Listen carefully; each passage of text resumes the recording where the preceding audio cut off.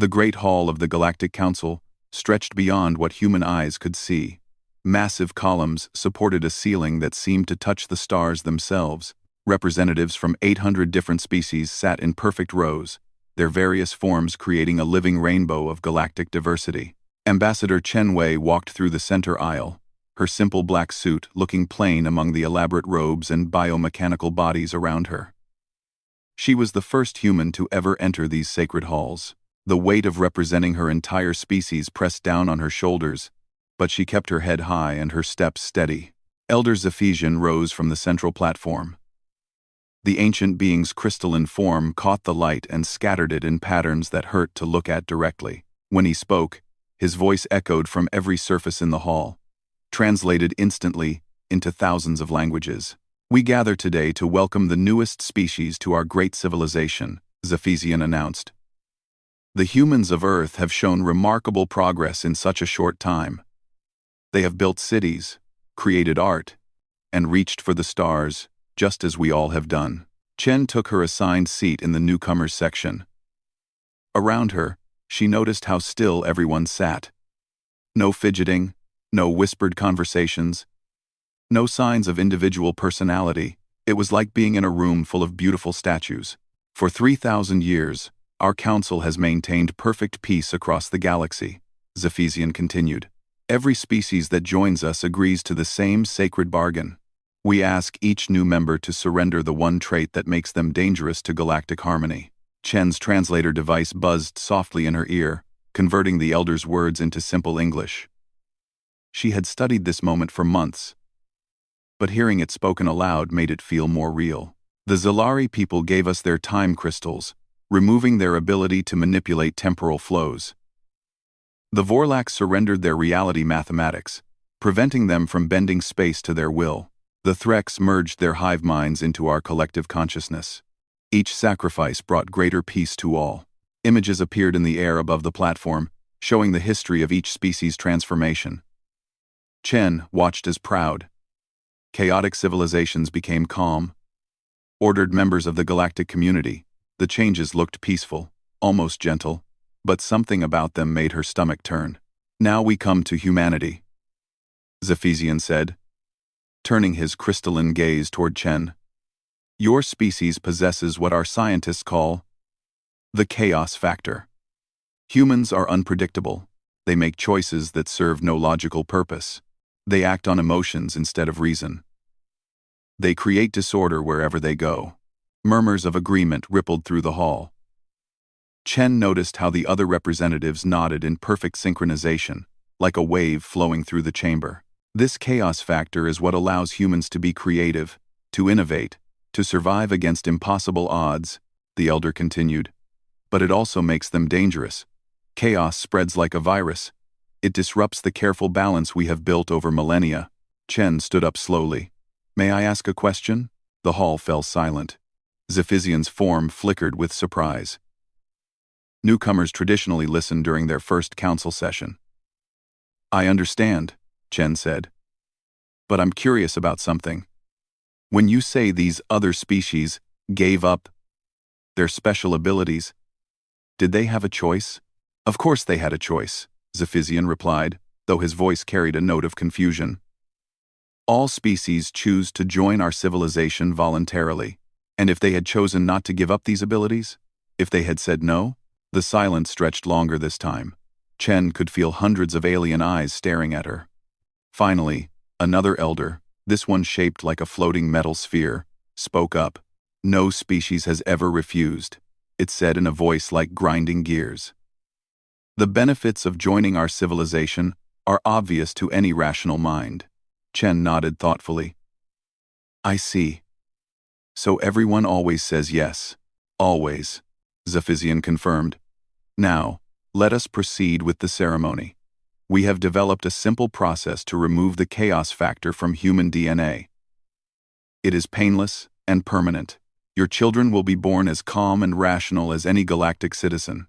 The elder gestured, and a group of beings in white robes wheeled in a machine that hummed with soft energy. It looked like a medical device, all smooth curves and gentle lights. "The process will take only moments." Zephysian explained.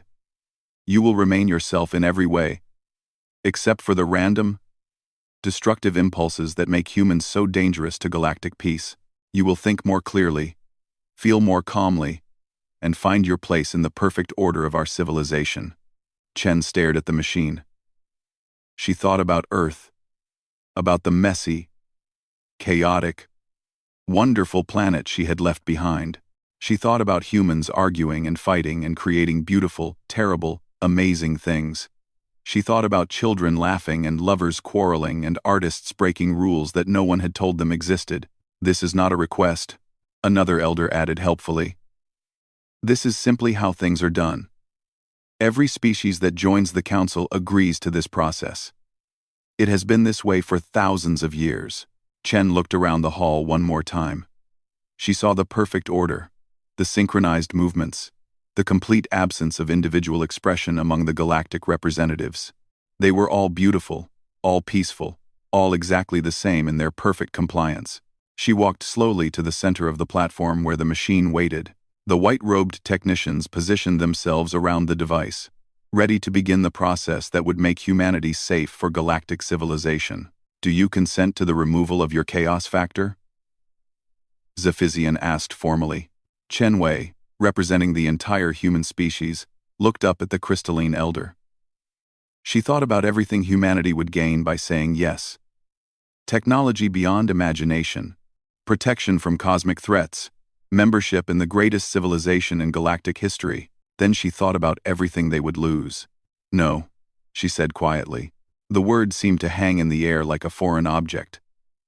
The translation systems stuttered, unsure how to process such an impossible concept. Several representatives made sounds of confusion. I'm sorry, Zephysian said, his form flickering with uncertainty. Could you repeat that? The translators must have malfunctioned. Chen straightened her shoulders and spoke louder, her voice carrying clearly through the vast hall. No.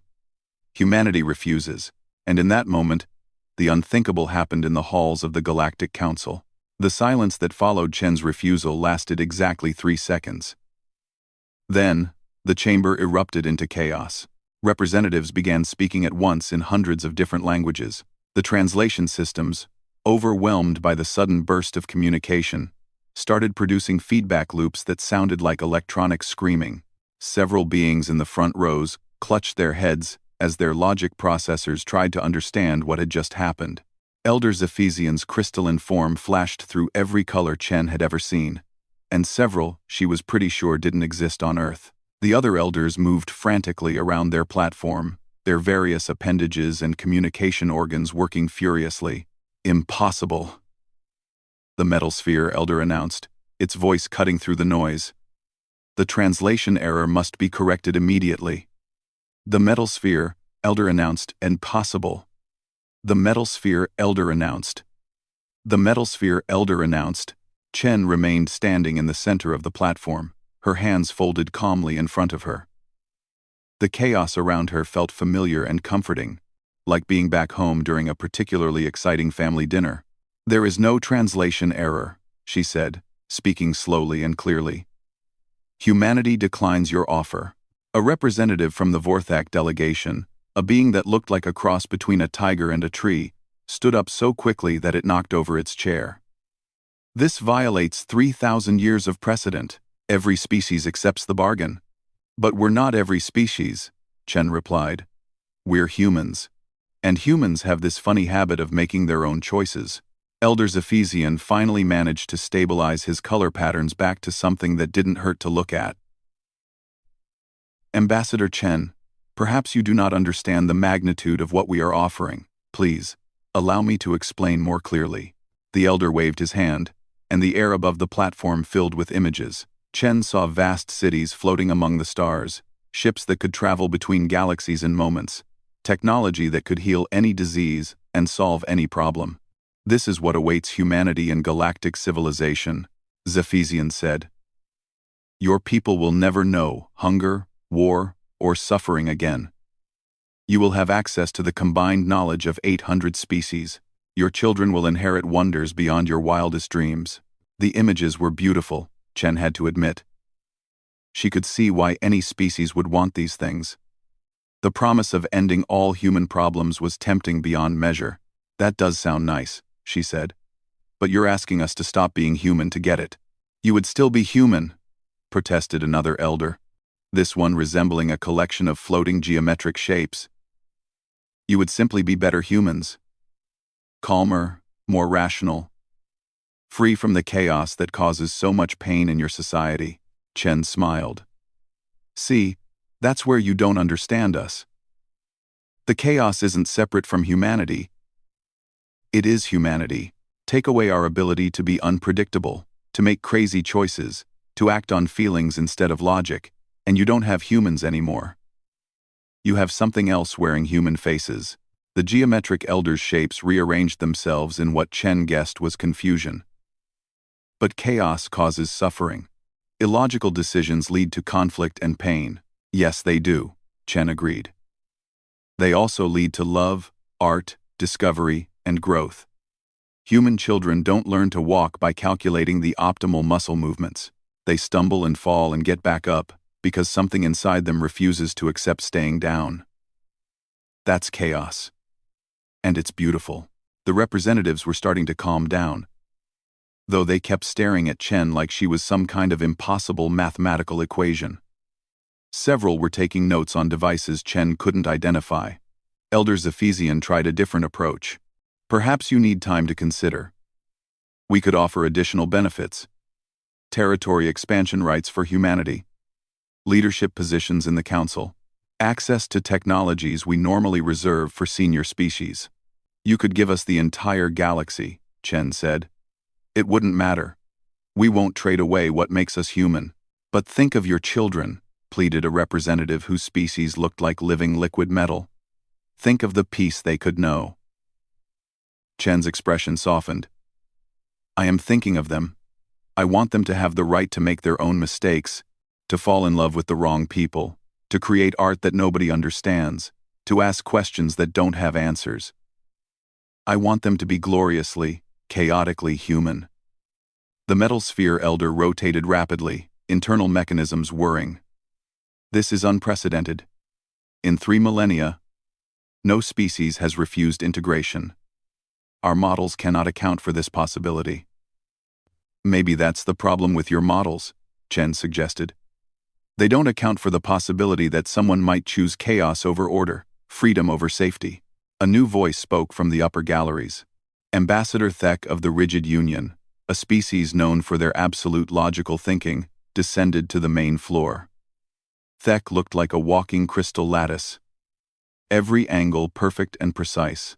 This is madness, Thek announced. Every rational species understands that order creates prosperity, that chaos leads to destruction. Surely humans, despite their flaws, can see the logic in our offer. Chen turned to face Thek directly. Ambassador Thek, can I ask you something? Before your species joined the council, what were you like? Thek's crystalline structure flickered. We were inefficient, chaotic. Individual rigid union members pursued their own interests instead of the common good. There was disagreement, conflict, waste. Were you happy? The question seemed to physically stagger Thek. The crystal being stood silent for a long moment. Happiness is irrelevant. We have purpose now. Order. Efficiency. That's not what I asked, Chen said gently. Before the council, when you were chaotic and inefficient, were your people happy? Thek's form began to dim. I do not remember happiness. The memories of before are unclear. Chen nodded sadly. That's what we're afraid of. Not just losing our chaos, but losing the memory of what it was like to be human. The chamber had grown quiet again, but this time it wasn't the silence of shock. It was the silence of beings who had never questioned their choices, suddenly wondering about roads not taken. Elder Zephesian's form had settled into a deep, troubled blue. Ambassador Chen, you must understand. We cannot simply allow chaos to exist in our ordered civilization. It would upset the balance we have worked so hard to create. Then don't, Chen said simply. We're not asking to join your civilization. We're not asking you to change. We're just asking to be left alone, to be ourselves. But the benefits we offer, began another elder. We'll be here if we ever change our minds, Chen finished. But we won't. Some things aren't for sale at any price. The silence stretched on. Chen could see the elders communicating with each other through methods her human senses couldn't detect. Finally, Zephysian spoke. We will need to discuss this matter further. The council will reconvene tomorrow. As the session ended and representatives began filing out, Chen noticed something unexpected. Some of them were looking at her not with anger or confusion, but with something that might have been envy. She wondered if they remembered what it felt like to say no. The news spread faster than anyone expected. Within hours of the council session ending, every communication network in the galaxy was buzzing with the impossible story. A species had said no. Chen sat in her assigned quarters, a comfortable but sterile room designed to accommodate many different species. Through the viewport, she could see the council station's perfect gardens, where beings from hundreds of worlds walked in careful, orderly patterns. But something was different today. The patterns weren't quite as perfect as before. A soft chime indicated someone at her door. Chen opened it to find a delegation of 3 beings she didn't recognize. One looked like a walking tree made of silver metal. Another resembled a floating cloud of sparkling dust, and the third was humanoid but covered in scales that shifted color. Ambassador Chen, the tree being spoke, its voice like wind through leaves. We are from the Zilari delegation. May we speak privately? Chen stepped aside to let them in. The Zilari had been mentioned yesterday as the species that gave up their time manipulation abilities. Of course. Please, sit if you can. The cloud being pulsed with nervous energy. We have been thinking about what you said yesterday. About choice. About remembering what we used to be. The scaled humanoid leaned forward. We gave up our time crystals 800 years ago. Our elders said it was necessary for galactic peace. But we've been wondering, what could we have done with those crystals? What problems could we have solved? What wonders could we have created? Chen poured herself some tea from the food dispenser, thinking carefully about her words.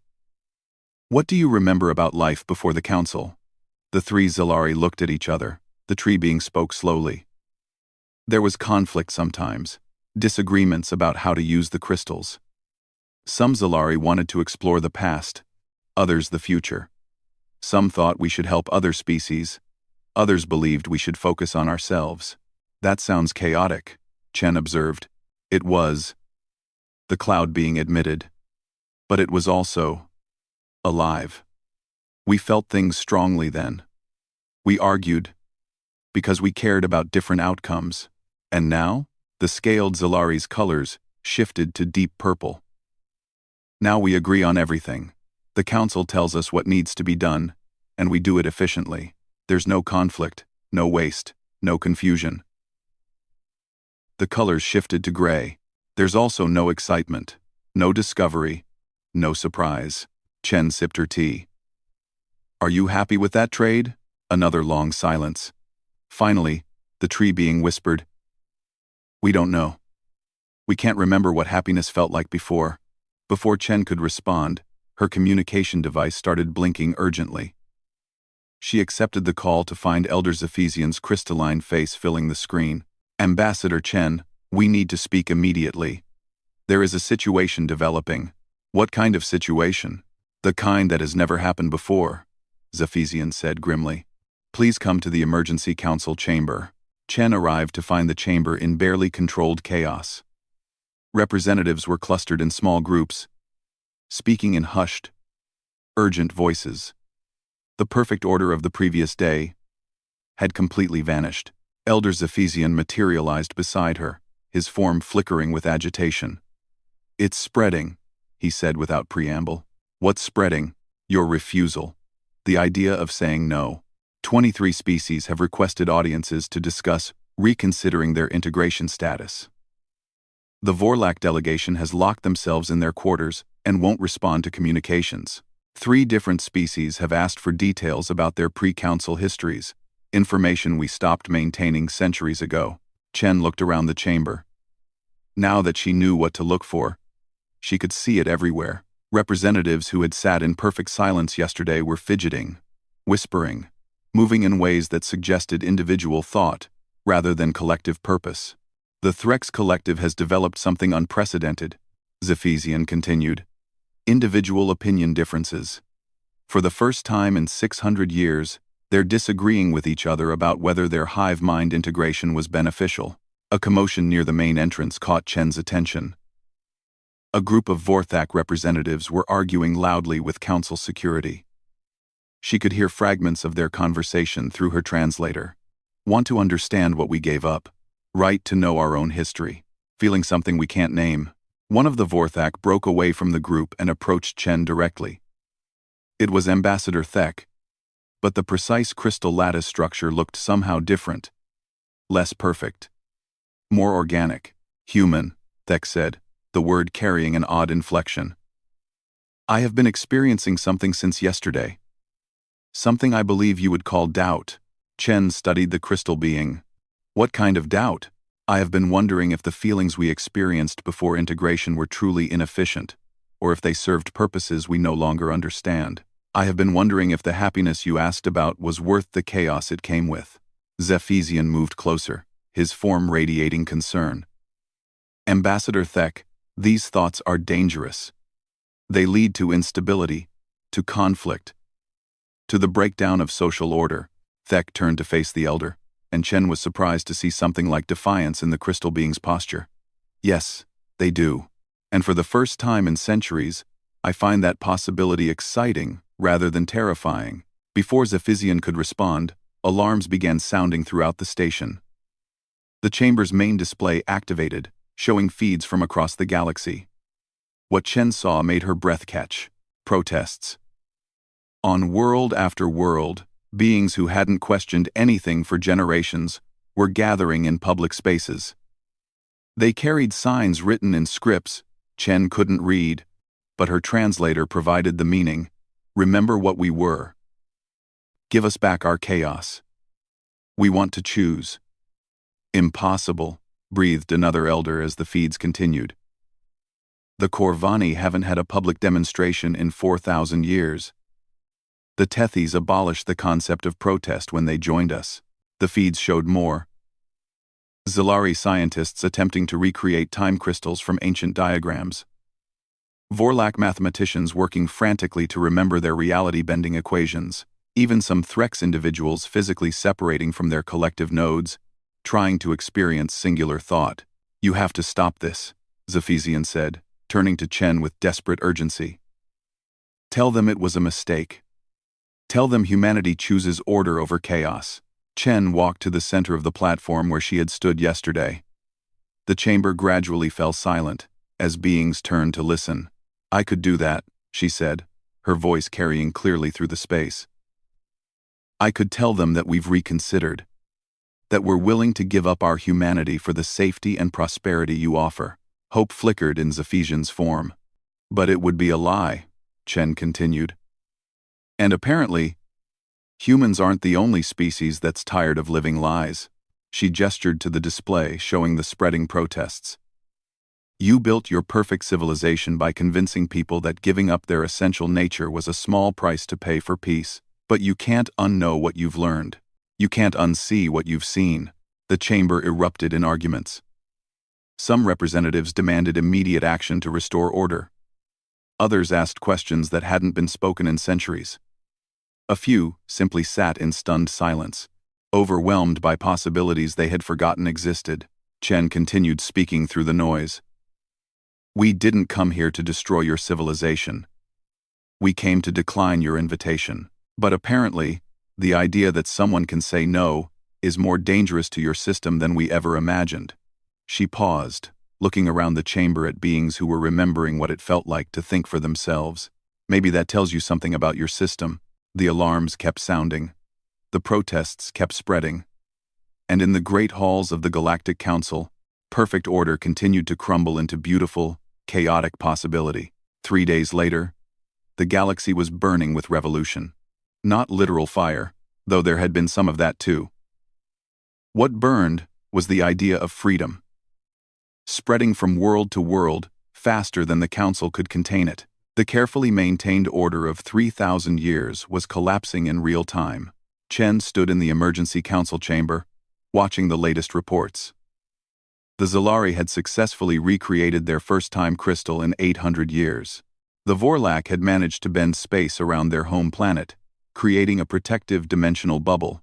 Even more shocking, several Threx individuals had completely severed their connections to the collective mind, and were reportedly experiencing something their language had no word for. Loneliness. Elder Zephesian materialized in front of her, his crystalline form now a constant, angry red. "This ends now," he announced. Around the chamber, the remaining loyal representatives turned to listen. Chen noticed that their numbers had shrunk considerably. Many species had either recalled their ambassadors or were requesting time to reconsider their relationship with the council. "We have been patient," Zephesian continued. "We have tried to explain. We have offered incentives beyond measure. But humanity continues to spread this infection of chaos throughout our perfect civilization." "RBT," Chen raised an eyebrow. "Infection? Is that what you're calling freedom now?" "Freedom is chaos," declared the Metal Sphere Elder, rolling forward. "Chaos is destruction. We have seen the results of your influence, human. Worlds that knew peace for millennia are now torn apart by beings demanding to choose their own path. Species that worked in harmony are fragmenting into individuals with separate wants and needs." "Yes," Chen said simply. "That's what freedom looks like." Zephesian's form flared brighter. "Then freedom is a luxury this galaxy cannot afford. We are hereby issuing an ultimatum to humanity. You have 48 hours to undergo the integration process and publicly encourage other species to return to their proper roles. If you refuse." Number 10. "If we refuse?" Another elder spoke. One Chen hadn't seen before. It was shaped like a massive eye surrounded by tentacles, and when it spoke, the very air seemed to vibrate with menace. "If you refuse, the Council will take the same action we have taken with every species that chose chaos over order." "I thought you said no species had ever refused before," Chen said carefully. The eye being's tentacles writhed. "We said no species had ever refused and lived to tell about it." The chamber fell silent. Chen felt something cold settle in her stomach, but she kept her expression calm. "Are you saying you've destroyed species for refusing to give up their nature?" "The Seekers," Zephesian said, his form dimming slightly. "They were the first species to develop faster-than-light travel after the Council was formed. They were brilliant, chaotic, completely unpredictable. They created wonders and disasters in equal measure." Chen had heard of the Seekers in her studies. The official history said they had evolved beyond physical existence and departed for higher dimensions. "They refused integration," the eye being continued. "They said their chaos was too valuable to surrender. So we showed them what happened to species who valued chaos over the greater good." "You committed genocide," Chen said quietly. "We maintained order," Zephesian corrected. "Their destruction served as an example to every species since. None have chosen to follow their path." Chen nodded slowly. "Until now." "Until now," the Metal Sphere agreed. "But humanity will not share the Seeker's fate if they choose wisdom. And if we don't?" The eye being's tentacles pointed toward the chamber's main display. The image changed to show space around Earth's solar system.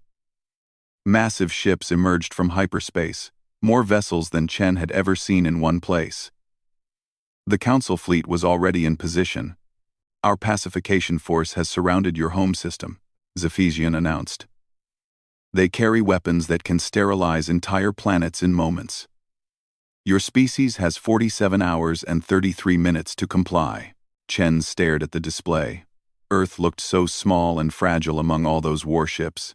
She thought about her home, about the messy, chaotic, beautiful world where humans argued and loved and created impossible things. Then she smiled. "What could you possibly find amusing about this situation?" demanded the Metal Sphere. Chen reached into her jacket and pulled out a small device that looked like a simple communication pad. "I find it amusing that you think this is a surprise to us." She activated the device. Immediately, the chamber's communication systems came alive with signals from across the galaxy. What appeared on the screens made every council representative gasp in shock. The broadcasts showed everything. Every closed-door council meeting for the past month. Every private discussion about how to handle the human problem. Every casual mention of the Seeker's true fate. Every threat, every plan, every moment when the council revealed that their voluntary system was backed by the implicit promise of annihilation. Impossible, breathed Sufisian. Our chambers are protected by quantum encryption. No known technology can breach our security. Chen's smile widened. You're right. No known technology can breach your security.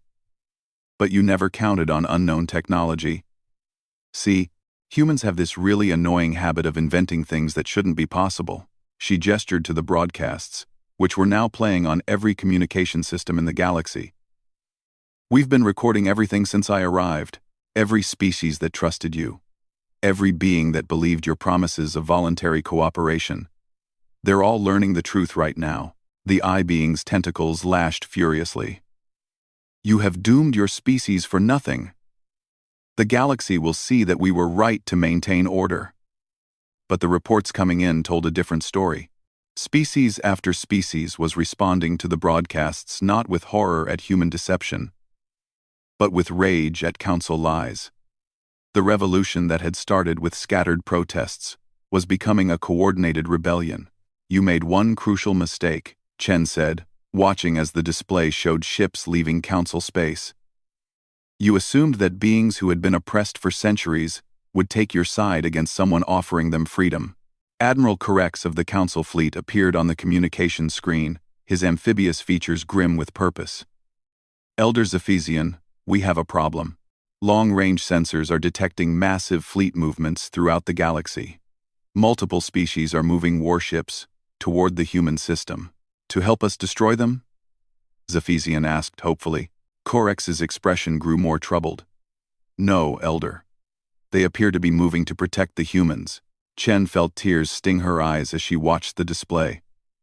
Ships from dozens of species, many she had never even heard of, were converging on Earth's solar system. Not to attack, but to defend.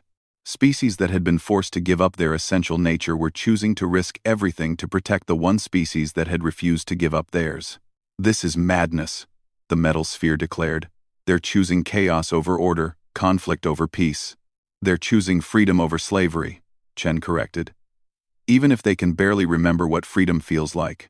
Zephesian's form was now cycling rapidly through colors Chen was sure didn't exist in normal space. You don't understand what you've done. Without order, without control, the galaxy will tear itself apart. There will be wars, suffering, death on a scale you cannot imagine. Chen turned to face the elder directly. There might be, she agreed. There will certainly be conflict, disagreement, mistakes. People will make bad choices. They'll hurt each other sometimes. They'll waste resources and opportunity. She paused, thinking of Earth and all its beautiful, terrible imperfections. But they'll also fall in love, create art, explore the impossible, and refuse to accept that anything is truly impossible. They'll make choices that don't make sense, and discover things that change everything. They'll be gloriously, chaotically alive. The alarms continued to sound as more species declared their independence from council rule. The perfect order of galactic civilization was crumbling, and from its ruins, something new and unpredictable was being born. Chen looked at the display showing Earth, still small and fragile among the gathering fleets, and whispered a prayer to whatever gods might be listening. Please let us be worthy of this choice. The two fleets faced each other across the dark space around Earth's solar system. On one side, the Council's pacification force, 1,000 ships representing 3 millennia of perfect order, their weapons capable of sterilizing entire worlds. On the other side, a ragged collection of vessels from dozens of species who had chosen freedom over safety. Many of them held together by little more than hope and determination. Chen stood on the bridge of the Zilari flagship, a ship that looked like it had been grown rather than built, its organic curves pulsing with time-dilated energy. Around her, Beings who had been strangers a week ago worked together with a coordination that had nothing to do with hive minds or collective consciousness, and everything to do with shared purpose. Human fleet is moving into position, reported Captain Vex, a Vorlak whose mathematical abilities had grown stronger every day since breaking free from Council restrictions. Their ships are interesting, Chen smiled. The human fleet consisted of exactly 12 vessels, each one a testament to humanity's refusal to accept limitations. They shouldn't have been able to stand against Council technology, but they had been built by humans who didn't believe in impossible. Admiral Corex is requesting communication, announced Thek, whose crystal structure now pulsed with individual thoughts rather than collective programming. He wishes to speak with you directly. The main screen activated, showing the amphibious features of the Council fleet commander. Corex looked tired, older than Chen remembered from their previous communications. Ambassador Chen, he began. This madness has gone far enough. You are outnumbered 100 to 1. Surrender now, and the Council might show mercy. Chen studied the Admiral's face carefully. Admiral, may I ask you a personal question? Corex's expression flickered with surprise. I suppose. Do you remember what your species was like before joining the Council? The question hung in the space between fleets. Corex was silent for a long moment, and when he finally spoke, his voice was softer than before. We were warriors. Proud. Fierce. Always fighting. The Council said our warrior nature was destructive, that it led to endless conflict and death. He paused. They were right. There was much violence. But there was also honor, courage, the ability to stand for what we believed in, even against impossible odds. Corex's gills fluttered with what Chen had learned was a sign of deep emotion in his species. I cannot remember the last time I felt truly alive. Chen leaned forward. Admiral, what if I told you that you could have both? That you could keep your warrior spirit and still choose peace?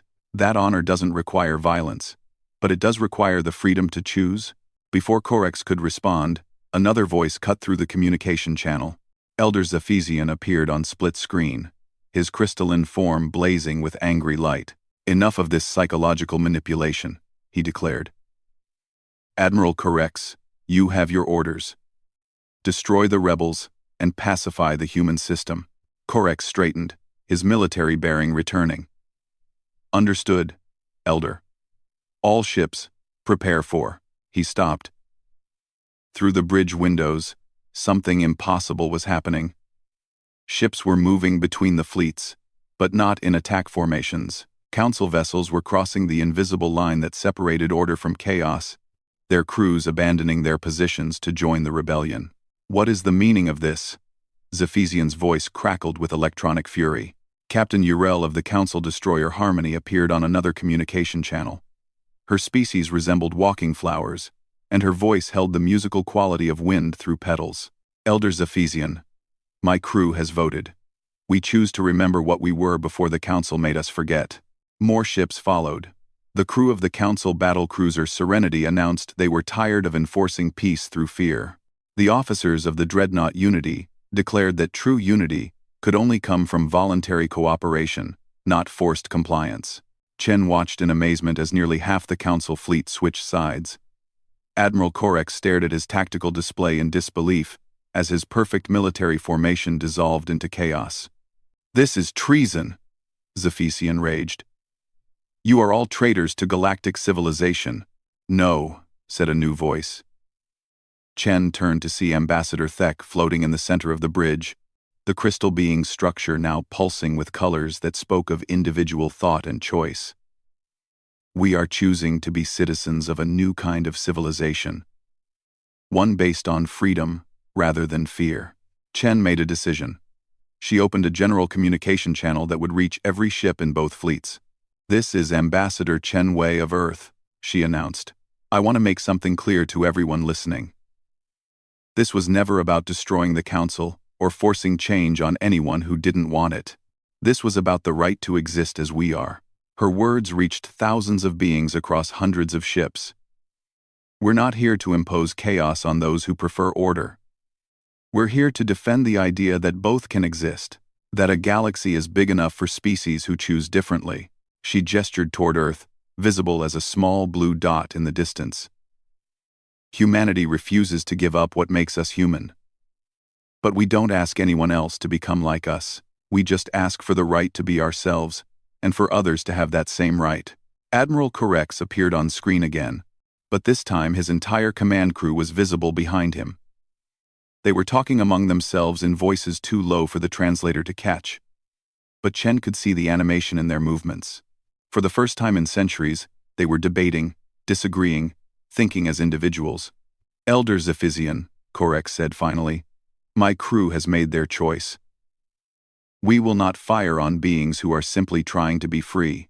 Then you are all traitors, Zephysian declared. The remaining loyal ships will complete the mission. Chen looked at the tactical display.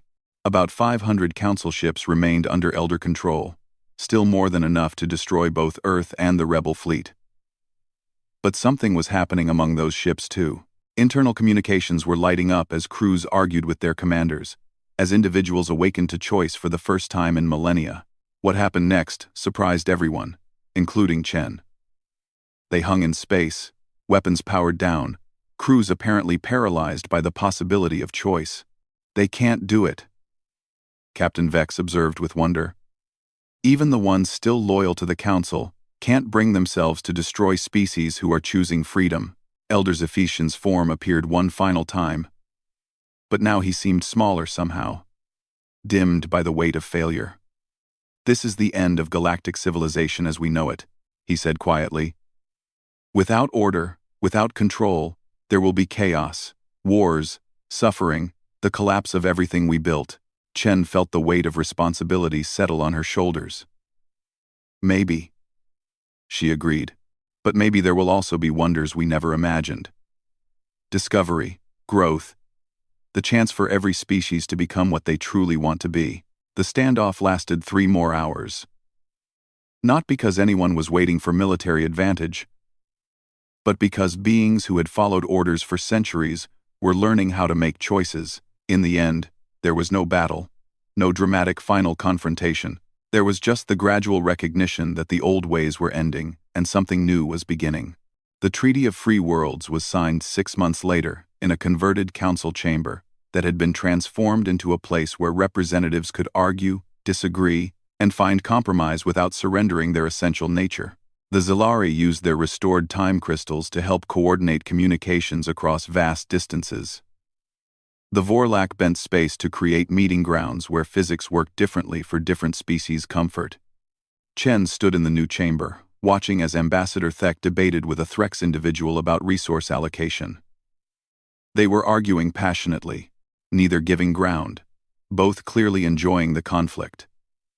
Around them, hundreds of other beings engaged in the messy, chaotic, beautiful process of democracy. The galaxy was noisier now, less efficient, definitely less predictable. There had been conflicts, misunderstandings, and yes, some violence as species rediscovered what freedom meant. But there had also been an explosion of art, science, and innovation that the Council's ordered civilization had never seen. Admiral Korex, who now served as head of the Free World's defense force, approached Chen with a report in his hand. His warrior bearing had returned, but it was tempered now by wisdom and choice. The Council remnant has established a colony in the Outer Rim, he reported. They're maintaining their old system for species who prefer order over chaos. They've requested that we respect their choice to live as they always have. Chen nodded. And we will. That's what freedom means. The right to choose order, if that's what makes you happy. She looked around the chamber one more time, at the beautiful chaos of free beings trying to build something together without giving up who they were. It wasn't perfect. It might never be perfect. But it was alive in a way the old council had never been. At the center of the chamber stood a monument to the Seekers, the species whose destruction had been hidden for so long. Below their names was a simple inscription, in every language spoken by the free worlds. The most rational thing to do is sometimes to embrace the irrational. Chen smiled as she read it. Humanity had kept its chaos, and in doing so, had given chaos back to the galaxy. It wasn't the ending anyone had expected, but it was the beginning of something unprecedented. A civilization based not on what species gave up, but on what they chose to become. The universe, Chen thought, was about to become a much more interesting place.